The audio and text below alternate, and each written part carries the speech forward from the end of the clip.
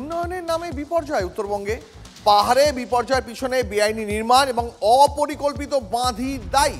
বিশেষ করে পাহাড় এবং তরাই এলাকায় বিপর্যয়ের প্রধান কারণ হিসাবে পরিবেশবিদরা বেআইনিভাবে গড়ে ওঠা রিসর্ট, হোমস্টে এবং অপরিকল্পিত বাঁধ নির্মাণকেই দায়ী করছেন।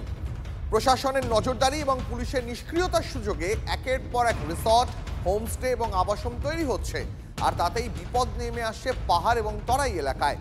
হোটেল ব্যবসায়ী সংগঠনের তথ্য অনুযায়ী পর্যটনের জন্য ঘোষিত সব গ্রামে 100 থেকে 150টি করে হোমস্টে বা রিসর্ট রয়েছে, যার মধ্যে বেশিরভাগই অনুমোদিত নয় এবং খুব গুরুত্বপূর্ণ রাজনৈতিক ছত্রছায়ায় গড়ে উঠেছে। প্রকৃতির ভয়াবহতা, বিপর্যয়ের রূপ কতটা হতে পারে তা বুঝতে পেরেছেন উত্তরবঙ্গের মানুষ। কিন্তু কেন এই কারণ? মূলত নদীর পাড়গুলিতে একের পর এক রিসোর্ট গজিয়ে উঠছে।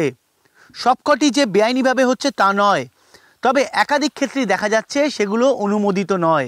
আমি যেখানে দাঁড়িয়ে আছি সেখানে মূর্তি নদী, একের পর এক রিসোর্ট গজিয়ে উঠেছে মূর্তি নদীর ধারে।